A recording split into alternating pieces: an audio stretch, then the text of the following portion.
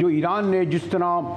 جسے کہے کہ ایک سرپرائز بڑے پیمانے پر جو حملہ میزائلوں سے کیا ہے، کیا اس کے بعد آپ سمجھتی ہیں کہ امریکہ براہ راست اور ویسٹرن کنٹریز جیسے برطانیہ کا کھڑا ہے اس میں مداخلت کر سکتے ہیں؟ دیکھیے جی، ایک تو میں نہیں سمجھتی کہ یہ سرپرائز حملہ تھا۔ تقریباً 48 گھنٹے میں پہلے سے تل اویو میں بھی اور واشنگٹن میں بھی اس حوالے سے بات چیت تھی کہ کسی بھی وقت حملہ ہو سکتا ہے ایران کی طرف۔ اور دوسری بات یہ کہ جب ان کی ٹاپ لیڈرشپ انڈر گراؤنڈ گئی تھی تب بھی یہ سمجھا جا رہا تھا کہ شاید ایران جو ہے وہ حملے کی تیاری کر رہا ہے، کیونکہ اسرائیل کی اسٹریٹجی یہ تھی کہ وہ ٹاپ لیڈرشپ کو ٹارگٹ کر رہا تھا۔ اس نے اسماعیل ہانیہ کو بھی ٹارگٹ کیا تھا اور پھر نصر اللہ کو بھی ٹارگٹ کیا۔ اسماعیل ہانیہ کو جو ٹارگٹ کیا تھا اس کا جواب ایران نے نہیں دیا تھا، کیونکہ ایران یہ کہتا ہے کہ ہمیں بیک ڈور ڈپلومیسی کے تحت اس بات کی ایشورنس دلائی گئی تھی کہ اسرائیل ریسٹرین کا اظہار کرے گا۔ جب اسرائیل نے ریسٹرین کا اظہار نہیں کیا تو پھر فائنلی یہ اٹیک ہوا۔ ایکچولی ایران نہیں چاہتا تھا کہ وار ڈائریکٹ ہو، ایران نے بائی اسٹریٹجی وار کو اپنی دہلیز سے دور رکھا ہے۔ لیکن یہ آپ کو بھی علم ہے کہ اسرائیل سب سے زیادہ جو خوفزدہ ہوتا ہے وہ زمینی جنگ سے، کیونکہ ان کا محدود پیمانے پر ان کے لوگ ہیں، یعنی اگر ایک اسرائیلی شہید ہو تو جیسے ایک اسرائیل مارا جائے ہلاک ہو وہ ہوتا ہے 100 فلسطینیوں کی شہادت کے برابر۔ تو یہ جو جنوبی لبنان میں جو داخل ہو رہے ہیں زمینی راستے، میں کل بھی بات کر رہا تھا، پہلے بھی ہو رہی تھی کہ کیا خود یہ حزب اللہ نہیں چاہتی کہ، اور ان کے قائد نے بھی کہا تھا کہ اسرائیل زمینی راستے آ جائے جنوبی لبنان میں اور وہاں ان سے براہ راست جنگ ہو تاکہ انہیں زیادہ نقصان پہنچایا جائے؟ ڈاکٹر ہما جی، جو آخری اسپیچ تھی نصر اللہ کی اس میں انہوں نے کہا تھا کہ اگر زمینی راستے سے اسرائیل داخل ہوتا ہے تو یہ ہمارے لیے بہت بڑا موقع ہوگا، لیکن میرا خیال ہے کہ جو گراؤنڈ ریالٹیز ہیں وہ بہت تیزی کے ساتھ تبدیل ہوئی ہیں، اور یہ بات تو بالکل واضح ہے کہ ایران اس وقت جنگ کا حصہ بنا ہے جب جو اس کی پراکسیز تھیں وہ انتہائی کمزور ہو چکی تھی، اور حزب اللہ کو بھی اس وقت آپ سمجھیے کہ ضرورت ہے کہ وہ اس کو تھوڑا سا وقت ملے۔ اور ہو سکتا ہے کہ یہ جو اسٹریٹجک اٹیک ایران نے کیا ہے اس میں ایک ان کی سمجھیے ٹریجیکٹری یہ ہے کہ جو ان کی پراکسیز ہیں وہ ان کو تھوڑا سا وقت مل جائے اپنے آپ کو ری آرگنائز کرنے کے لیے۔ اس کے بعد میں آپ کو کہوں جو انگریزی مقالے ہیں، بالخصوص امریکن مقالے ہیں، وہاں جو ایک بحث بہت واضح طور پر سامنے آ رہی ہے وہ یہ کہ ایران جو ہے وہ تھریش ہولڈ نیوکلیئر اسٹیٹ ہے، اور کیا اگر ایران کو بہت زیادہ دیوار کے ساتھ لگایا گیا تو کیا ایران نیوکلیئر تھریش ہولڈ کراس کر کے نیوکلیئر اسٹیٹ بن سکتا ہے اپنے لیے ڈیٹرنس کریٹ کرنے کے لیے۔ دوسری اہم بات یہ کہ جی جو آئل کی پرائسز اوپر جا رہی ہیں وہ تو اپنی جگہ، لیکن اگر ایران اس وار کو ریڈ سی میں لے جاتا ہے، سی لینز پہ لے جاتا ہے تو معاشی طور پر پوری دنیا چوک ہوگی۔ اور تیسری اہم بات یہ کہ رشیا جو ابھی تک ایران کی پشت پناہی کر رہا ہے اور ان کے اور ایران کے تعلقات پچھلے دنوں میں بہت مضبوط ہوئے ہیں، کیا ایران کی تھپکی تھی جو یہ ایکشن لیا گیا؟ تو میرے خیال ہے کہ بہت ساری ڈائمینشنز ہیں، ڈیولپنگ سٹوری ہے، لیکن ایک بات طے ہے کہ ایک سائیکولوجیکل بیریئر ایران نے توڑا ہے اس حملے کے بعد۔ وہ کہتے تھے کہ تل اویو ہمارے نشانے پر ہے، لیکن اب انہوں نے ایکچولی تل اویو کو نشانے پہ لیا ہے۔ لیکن ڈاکٹر صاحب اگر ایک اور پہلو سے میں دیکھوں، اور آپ کو بھی علم ہے، آپ تو ماشاءاللہ اتھارٹی رکھتی ہیں پورے مشرق پر، کہ یہ جو اسرائیل کی طاقت، قوت، امریکہ کی پشت پناہی،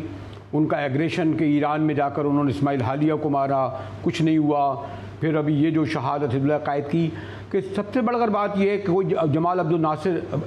مڈل ایسٹ میں نہیں پیدا ہوا، اور اس کے بعد ایک عرب اسپرنگ ضرور آیا۔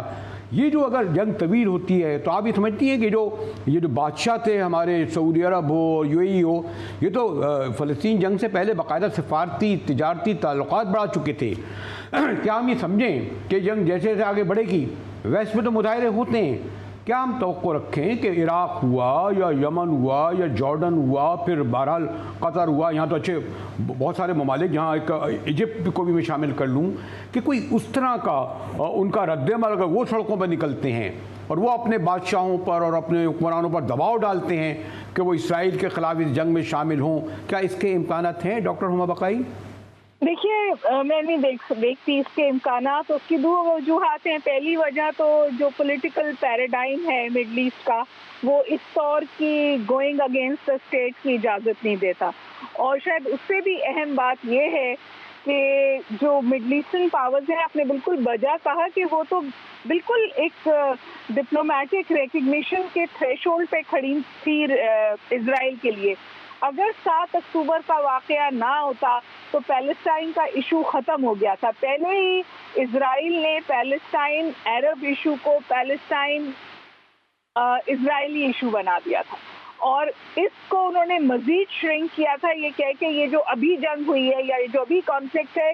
یہ صرف اسرائیل اور حماس کا کانفلکٹ ہے. لیکن آپ نے دیکھا کہ جس طور یہ جنگ چلی ہے، ایکسس آف ریزسٹنس ریوائیو ہوا ہے، تو یہ حماس پیلسٹائن نہیں ہے، یہ حماس اور اسرائیل نہیں ہے، یہ تو اب اسرائیل اور لیبنان ہے، یہ اب اسرائیل اور ہوتیز ہے، یہ اسرائیل اور شام ہے، اور فائنلی سب سے بڑی بات یہ کہ اب یہ اسرائیل اور ایران ہے. یعنی کہ جو غیر ریاستی اور ریاستی جنگ تھی، اب 2 ریاستوں کے درمیان جنگ میں تبدیل ہو گئی ہے. 7 اکتوبر کو بہانہ بنا کر یا استعمال کر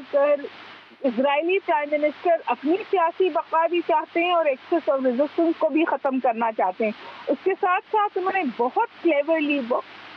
بہت اسمارٹلی جو الیکٹورل پالیٹکس ہے یونائٹڈ اسٹیٹس کی، اس کو اپنے مفاد کے لیے ایکسپلائٹ کیا ہے. کیونکہ ظاہر ہے، آپ کو پتہ ہے، زیونسٹ لابی امریکہ میں بہت اسٹرانگ ہے. کوئی خواب نہیں دیکھ سکتا وائٹ ہاؤس میں جانے کا اگر یہ لابی ان کے ساتھ نہ ہو. فائنینشلی بھی، ادر میڈیا بھی، ہر کنٹرول ان کے پاس ہے. تو انہوں نے یہ ونڈو کو استعمال کیا ہے اپنے اگریشن کو آگے لے جانے کے لیے، تاکہ جو امریکن پالیٹکس کی اس وقت فالٹ لائنز ہیں ان کو وہ اپنے مفاد کے لیے استعمال کریں. لیکن میرا خیال ہے کہ حزب اللہ ان سم ویز لاسٹ لائن آف ریزسٹنس بھی ہے. تو ایران بھی چاہے گا کہ حزب اللہ ریوائیو ہو، اور حزب اللہ کی اپنی بقا لیبنان کے اندر اس میں ہے کہ وہ باؤنس بیک کرے اور ہٹ بیک کرے. ہمیں یاد رکھنا چاہیے حزب اللہ تھا جس نے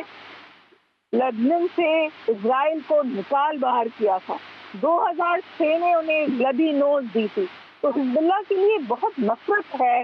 اسرائیل کے اندر، اور اسرائیل میں جشن تھا جب نصر اللہ کو ایلیمنیٹ کیا. لیکن اب جو لیڈرشپ آئی ہے حزب اللہ کی، وہ کوئی میٹرنل رشتہ دار ہیں نصر اللہ کے بھی، اور وہ جو سلیمان قاسمی کا جو